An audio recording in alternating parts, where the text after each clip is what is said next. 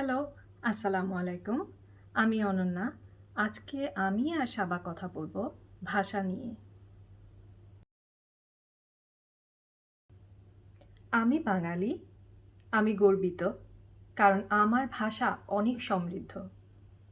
পৃথিবীর প্রায় ৩০ কোটি মানুষ বাংলা ভাষায় কথা বলে থাকে। পৃথিবীর একমাত্র বাঙালিরাই ভাষার জন্য প্রাণ দিয়েছে। সে কারণে ২১শে ফেব্রুয়ারি আন্তর্জাতিক মাতৃভাষা দিবস হিসেবে স্বীকৃতি পেয়েছে এবং পালিত হচ্ছে। আমাদের থেকে ভাষার গুরুত্ব আর কে ভালো জানে? আজকে আমরা কথা বলবো সুইডিশ ভাষা শেখার গুরুত্ব নিয়ে। প্রত্যেকের কাছেই তার নিজের ভাষা সবচেয়ে প্রিয়, আমার কাছেও। ভাষার মাধ্যমেই মানুষের যোগসূত্র হয়, বন্ধুত্ব হয়, আর এটি বেশি করে উপলব্ধি করতে পেরেছি যখন সুইডেনে এসেছি। সুইডিশ ভাষা নিয়ে যখন এতই কথা বলতে যাচ্ছি, এতই বা এটার গুরুত্ব নিয়ে আলোচনা করতে যাচ্ছি, এর আগে তো মনে প্রশ্ন জাগতেই পারে যে আমাকে কি সুইডিশ ভাষা শিখতেই হবে? আম, আমার উত্তর হচ্ছে না, অবশ্যই না। সুইডিশ ভাষা ইংরেজি, ফরাসি বা স্প্যানিশ ভাষার মতো এতটা জনপ্রিয় বা বহুলভাবে ব্যবহৃত ভাষা নয়। সারা বিশ্বে মাত্র ১০ মিলিয়ন মানুষ সুইডিশ ভাষায় কথা বলে এবং তাদের মধ্যে ৯০%-এরও বেশি মানুষ সুইডেনে বসবাস করে। সুইডিশ ভাষায় কতজন মানুষ কথা বলে এই প্রশ্নের উত্তর সুইডেনে কতজন মানুষ বাস করে এই প্রশ্নের উত্তরের সাথে অনেকটাই মিলে যায়। তাহলে বুঝতেই পারছেন সুইডিশ ভাষার ব্যবহার অনেকাংশেই সুইডেনের মধ্যেই আবদ্ধ। অপরদিকে বাংলায় কথা বলে বিশ্বের প্রায় ৩০০ মিলিয়ন মানুষ।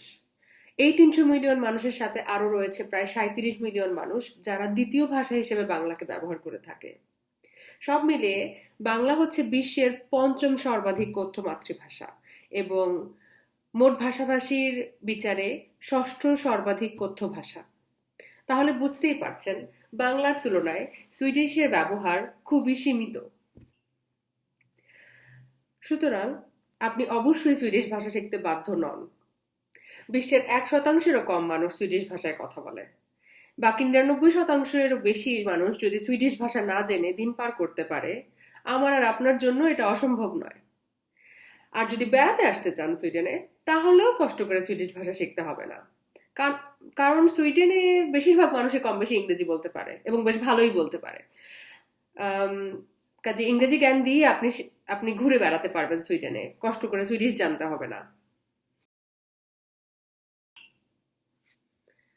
এখন প্রশ্ন জাগতে পারে, তাহলে সুইডিশ শিখবো কেন? অবশ্যই কিছু না কিছু উপকারিতা তো আছেই। ব্যক্তিবিশেষে এই উপকারিতা বিভিন্ন হতে পারে। আমরা আজকে কিছু উপকারিতা তুলে ধরবো বা কিছু গুরুত্ব তুলে ধরবো। অবশ্যই এটি ব্যক্তিবিশেষে ভিন্ন হতে পারে। আপনি শখের বশে ভাষা শিখতে পারেন। অবশ্যই ভাষা শেখা একটি শখ হতে পারে।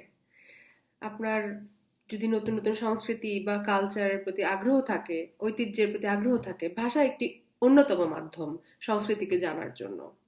সেই হিসেবে সুইডিশ হতে পারে আপনার সুইডিশ জাতিকে জানার একটি মাধ্যম। খারাপ কি? আপনি যদি সুইডেনে থাকেন এবং সুইডিশ ভাষা শিখেন, তাহলে আপনার জন্য বাজার করা সহজ হবে। বাসে বা ট্রেনে সুইডিশ ভাষায় যেসব বিজ্ঞাপন রয়েছে সেগুলো পড়া সম্ভব হবে। রেস্তোরাঁ বা দোকানে গিয়ে সুইডিশ ভাষায় অর্ডার করা বা তাদের কথা বোঝা সম্ভবপর হবে। কিন্তু এগুলোর কোনোটির জন্যই আপনার সুইডিশ জানা অপরিহার্য নয়। সুইডিশ জানার সবচেয়ে মজার দিক হলো সুইডিশ সংস্কৃতিতে ঢুকতে পারা। একটি দেশের সংস্কৃতিকে জানার জন্য স্থানীয় ভাষা জানা খুবই জরুরি। সুইডিশ জানার ফলে আপনি বুঝতে পারবেন এদেশের মানুষ বন্ধুত্ব করে কিভাবে, এদেশের মানুষ কিভাবে চিন্তা করে, এদেশের সংস্কৃতি কেমন। আপনি আপনার চারপাশের মানুষের কথোপকথনগুলি শুনতে পাচ্ছেন। এটি সত্যিই আপনাকে একটি দেশের সংস্কৃতি এবং চিন্তাধারাকে বুঝতে অনেক সাহায্য করে।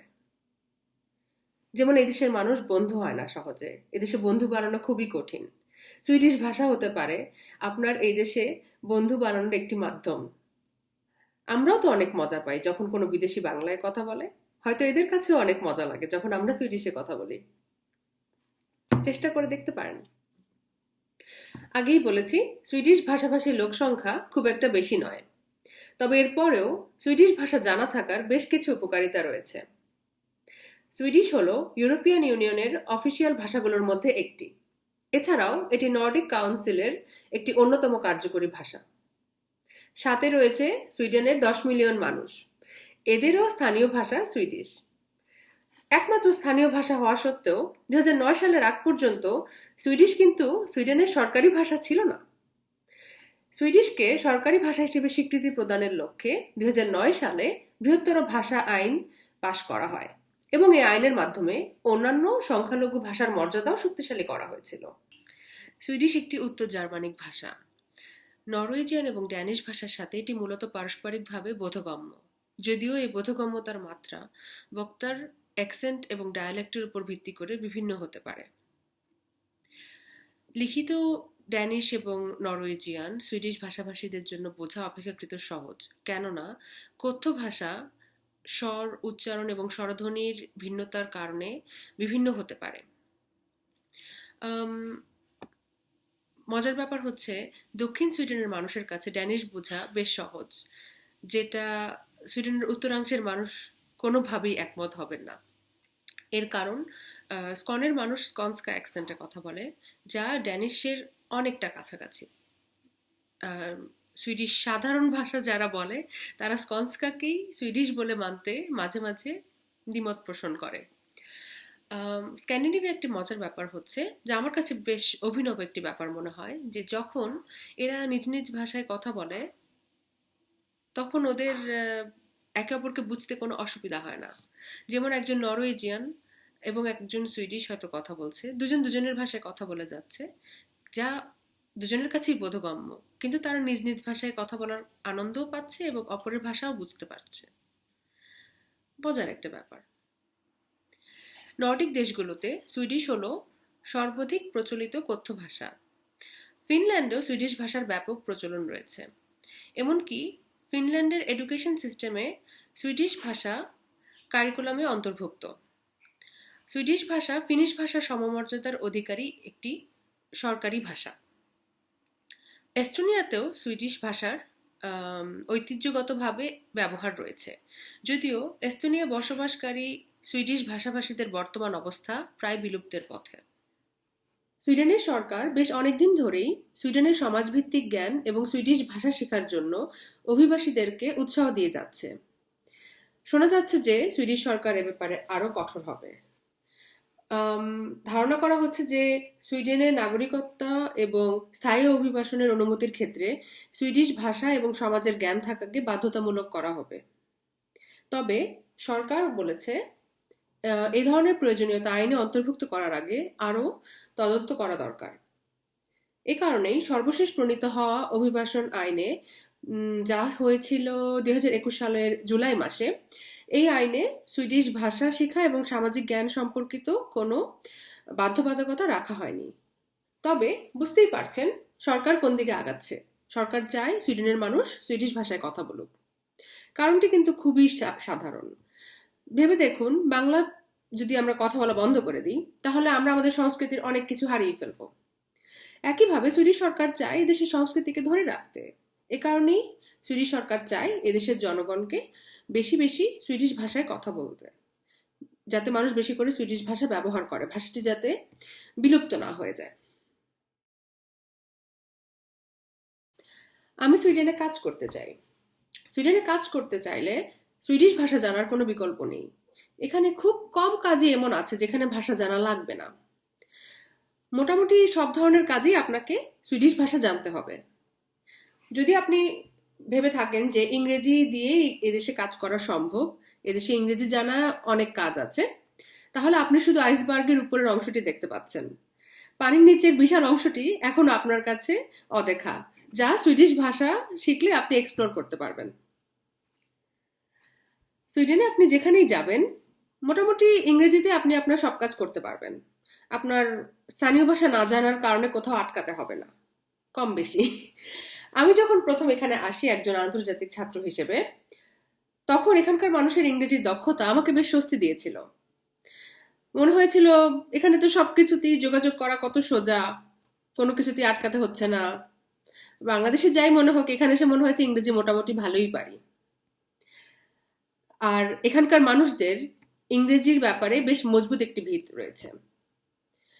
এটা অনেকের কাছে ঈর্ষণীয় ব্যাপার যে স্ক্যান্ডিনেভিয়ার মানুষ ইংরেজি এত ভালো পারে। যদিও স্ক্যান্ডিনেভিয়াতে কিন্তু ইংরেজি কোনো দেশেই এটি সরকারি ভাষা নয়। কিন্তু সবারই ইংরেজি দক্ষতা একসময় আমার জন্য কাল হয়ে দাঁড়ায়। ইংরেজি জানার কারণে আমার সুইডিশ শেখার প্রতি বেশ অনীহা ছিল। আর মনে হতো সবাই তো পারেই, কেন শিখতে যাবো শুধু শুধু। কিন্তু যখন আমি কাজ খুঁজতে শুরু করি, তখন প্রতি পদে পদে এটার জন্য আমাকে বাধার সম্মুখীন হতে হয়েছে। এই কারণেই বলবো যে এই দেশে কাজ করার জন্য শুধুমাত্র এমন নয় যে কাজের জন্য আপনাকে সুইডিশ শিখতে হবে। আপনার সহকর্মীদের সাথে কথা বলা, কাজের সাপ্লায়ারদের সাথে কথা বলা, ক্লায়েন্টের সাথে কথা বলা, সব ব্যাপারেই এই ল্যাঙ্গুয়েজ না জানার কারণে আপনি বারবার আটকাবেন। আর বুঝতেই পারছেন, একজন এমপ্লয়ার যখন আপনাকে কাজে নেবে, সে তো চাইবে আপনাকে দিয়ে তার সবচেয়ে ভালো কাজটা হোক। আপনি সুইডিশে কমিউনিকেশন করতে পারেন না, এটা আপনার দুর্বলতা হিসেবেই এখানে গণ্য হবে। সুইডেনে যারা পড়তে আসে তাদের অনেকেই পড়া শেষ হবার পরে এখানে কাজ খুঁজে বা এখানে থেকে যেতে চায়।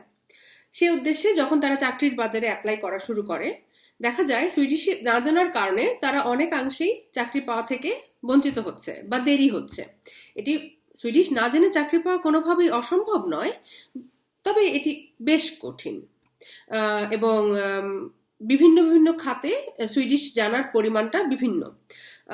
হয়তো বা লিগ্যাল ফিল্ডে সুইডিশের রিকোয়ারমেন্ট একটু হাই, অনেক ফিল্ডে হয়তো এতটা নেই। কিন্তু ভাষা জানা থাকার কারণে দেখা যায় আপনি বিভিন্ন কাজের সুযোগগুলো বেশি বেশি পাচ্ছেন। সুইডিশ ভাষা না জানার কারণে এখানে চাকরি পাওয়া বেশ কঠিন হয়ে যায়। এই কারণে এরকম অনেক ঘটেছে যে অনেক আন্তর্জাতিক ছাত্র সময় মতো চাকরি না পেয়ে দেশে ফিরে চলে গেছে। সুইডিশ জানা থাকলে অবশ্যই আপনার জন্য চাকরির একটি বিশাল জগৎ খুলে যাবে। ভাষা শেখাটি অবশ্যই সহজ কিছু নয়, এবং এমনও না যে এই ভাষা জানা ছাড়া চাকরি করা সম্ভব নয়। আইটি এবং প্রকৌশল খাতের অনেক চাকরি আছে যেখানে সুইডিশ জানাটা প্রয়োজনীয় নয়, কিন্তু এরপরেও এ ভাষাটি জানা থাকলে কর্মক্ষেত্রে আপনি শুধু লাভবানই হবেন। তাই বলবো, যখনই পড়তে আসবেন শুরু থেকেই সুইডিশ ভাষা শেখার প্রতি আস্তে আস্তে চেষ্টা করতে থাকুন এবং ধীরে ধীরে এটাকে ডেভেলপ করতে থাকুন। সুইডেনে কাজ করতে চাইলে সুইডিশ ভাষা জানাটা খুবই খুবই খুবই জরুরি। তাই অবশ্যই বলবো সুইডিশ ভাষা শেখার জন্য আরো আগ্রহী হন এবং যখনই পড়তে আসবেন শুরু থেকে এই ভাষাটা শেখার ব্যাপারে মনোযোগী থাকবেন। অনেকেই আছেন যারা সুইডেনে ব্যবসা করতে চান। ব্যবসা করার জন্য সুইডেন আসলেই একটি আদর্শ দেশ। এখানে নিয়মকানুন খুবই সহজ সরল, এবং নিয়ম যদি আপনি ঠিকভাবে পালন করেন আপনার কোনো সমস্যা হবে না। আপনাকে ফাইল নিয়ে দৌড়াতে হবে না বিভিন্ন জায়গায় অহেতুক। দৌড়াতে হবে, কিন্তু সেটা অহেতুক কারণে নয়। কিন্তু একটি দেশে ব্যবসা করতে হলে সেই দেশের নিয়ম কানুন এবং স্থানীয় ভাষা জানা থাকাটা খুবই জরুরি। চিন্তা করে দেখুন, আপনার গ্রাহকদেরকে যদি আপনি সুইডিশ ভাষায় আপনার সেবাদান নিশ্চিত করতে না পারেন, আপনার গ্রাহকদের যদি আপনার কাছে আসার জন্য ইংরেজি জানতে হয়, তাহলে এটা আপনার জন্যই ক্ষতিকর। এছাড়াও সুইডেনে বেশ কিছু আইন কানুন রয়েছে যেটার জন্য আপনি যদি সুইডিশ ভাষা জানা থাকে তাহলে আপনার জন্য আপনার ব্যবসা কার্যক্রম পরিচালনা করা সহজ হবে এবং আপনি সবগুলো সুযোগ সুবিধা ঠিকভাবে নিতে পারবেন। এছাড়াও কিছু আইন আছে যেগুলো মানা খুবই জরুরি। যেমন ভাষা সম্পর্কিত একটি আইন আছে যে ব্যাংকিং খাতে বা যে কোনো ফিনান্সিয়াল ইনস্টিটিউটের সেবা প্রদানের সময় সেবা প্রদানের শর্তাবলী অবশ্যই সুইডিশ ভাষায় থাকতে হবে। আপনি অন্য ভাষায় রাখতে পারেন, কিন্তু সুইডিশ ভাষায় আপনাকে অবশ্যই এই সেবার শর্তগুলো রাখতে হবে বা সেবা প্রদান করার ক্ষমতা রাখতে হবে। এই জিনিসগুলো অবশ্যই মাথায় রাখতে হবে। এ কারণেই স্থানীয় ভাষা জানা না থাকলে আপনি পদে পদে ঝামেলার সম্মুখীন হতে পারেন, এবং একজন ব্যবসায়ী মাত্রই চাইবে যে কোনো ঝামেলায় না পড়তে। সুইডেনে প্রায় সব তথ্য অনলাইনে পাওয়া যায়। এছাড়াও এখানকার ট্রান্সপারেন্সি বা স্বচ্ছতা অনেক অনেক দেশের কাছে ঈর্ষণীয়, আমাদের কাছে তো বটেই। সব তথ্য অনলাইনে পাওয়া গেলেও, এবং অনলাইনে সব তথ্য বিভিন্ন ভাষায় পাওয়া যায়, এরপরেও বেশ কিছু ওয়েবসাইটে আমি দেখেছি যে ইংরেজি এবং সুইডিশ ভার্সনের মধ্যে বেশ পার্থক্য রয়েছে। অনেক তথ্যই শুধুমাত্র সুইডিশে দেওয়া এবং গুগল ট্রান্সলেশন অবশ্যই কোনো অফিসিয়াল ট্রান্সলেশন নয়।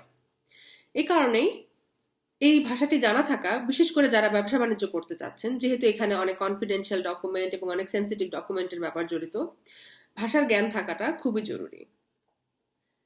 এজন্য বলবো, ব্যবসা করার ইচ্ছা থাকলেও সুইডিশ শেখার চেষ্টা করবেন। প্রত্যেকের কাছেই তার নিজের ভাষা সবচেয়ে প্রিয়, আমার কাছেও। ভাষার মাধ্যমেই মানুষের যোগসূত্র হয়, বন্ধুত্ব হয়, আর এটি বেশি করে উপলব্ধি করতে পেরেছি যখন সুইডেনে এসেছি। উপসালা ইউনিভার্সিটিতে আমি যে প্রোগ্রামে মাস্টার্স করছিলাম তা ছিল সম্পূর্ণভাবে ইংরেজিতে। এ কারণে উপসালা ইউনিভার্সিটিতে পড়ার সময়ে সুইডিশ ভাষা শেখার আমার কোনো বাধ্যবাধকতা ছিল না। আর এখানে চলাফেরা করার মতো বা কাজ চালানোর মতো ইংরেজি মোটামুটি সবাই বলতে পারে। তখন আমি নিছক শখের বশেই সুইডিশ শব্দ বলা বা শেখা শুরু করি। কিন্তু যখন আমি স্থায়ীভাবে এখানে থাকতে চাচ্ছিলাম বা কাজ করতে চাচ্ছিলাম, তখনই আমাকে সঠিক নিয়মে সুইডিশ ভাষা শিখতে হয়েছে। শুধুমাত্র সুইডেনে ঘুরতে আসার জন্য স্থানীয় ভাষা জানা অপরিহার্য নয়, কেননা গড়পড়তায় সবাই এখানে কম বেশি ইংরেজি ভাষা বলতে পারে। তবে কেউ যদি স্থায়ীভাবে সুইডেনে থাকার পরিকল্পনা করে থাকেন, তাদেরকে ভালোভাবে সুইডিশ শেখার সুপারিশ করব। এটি অনেকেই বলে থাকেন, সুইডেনে সবাই এত ভালো ইংরেজি বলতে পারে, তাহলে কষ্ট করে আমি সুইডিশ ভাষা কেন শিখব? আমিও বলবো, একটি দেশের ভাষা শেখা সহজ নয়, বেশ কঠিন। কিন্তু কথায় আছে না, কষ্ট করলে কেষ্ট মেলে। একটি দেশে যে কোনো সময় যে কোনো পরিস্থিতি বা জরুরি অবস্থা হতে পারে। একটি দেশের স্থানীয় ভাষা যে কতটা গুরুত্বপূর্ণ তা জরুরি অবস্থায় পড়লে হাড়ে হাড়ে টের পাওয়া যায়। এখন আমার একটি অভিজ্ঞতার কথা বলবো। এটি 2017 সালে স্টকহোমের ট্রাক অ্যাটাকের দিনের ঘটনা। আমার সাথে ছিল আমার বাংলাদেশের খুব কাছের একজন বান্ধবী ইফতি। আমিও ইফতি উপসালা থেকে স্টকহোম যাচ্ছিলাম ট্রেনে করে। তখন আমি এদেশে নতুন এসেছি। রাস্তায় ট্রেনটি হঠাৎ করে থেমে যায় এবং আমরা সুইডিশে বেশ কয়েকটি ঘোষণা শুনতে পাই।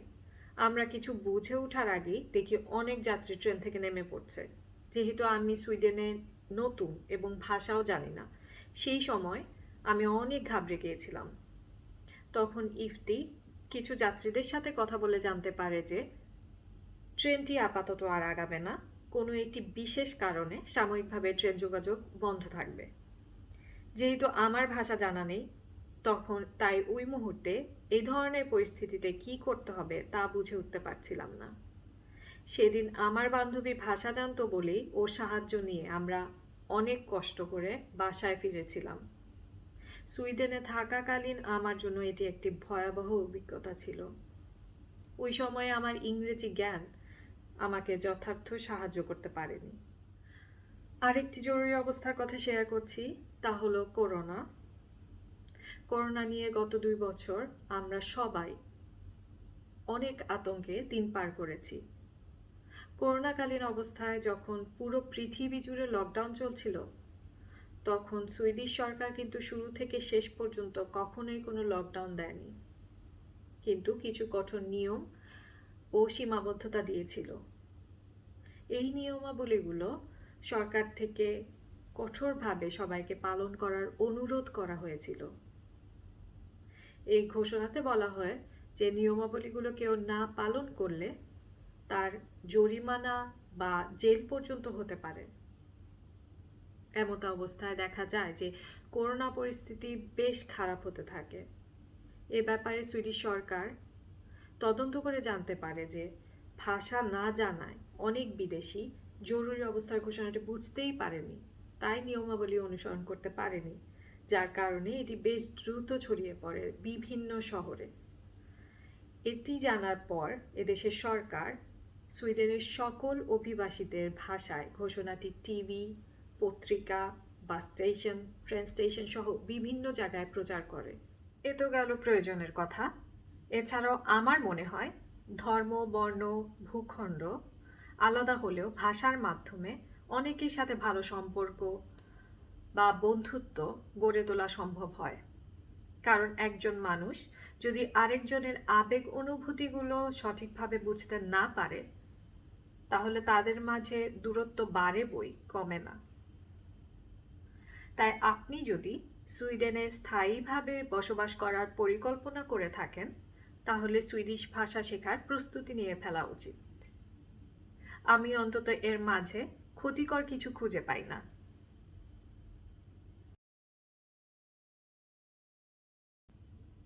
অনেক উপায়ে সুইডিশ ভাষা শেখা সম্ভব, তা সুইডেনে থেকেই হোক বা সুইডেনের বাইরে থেকে।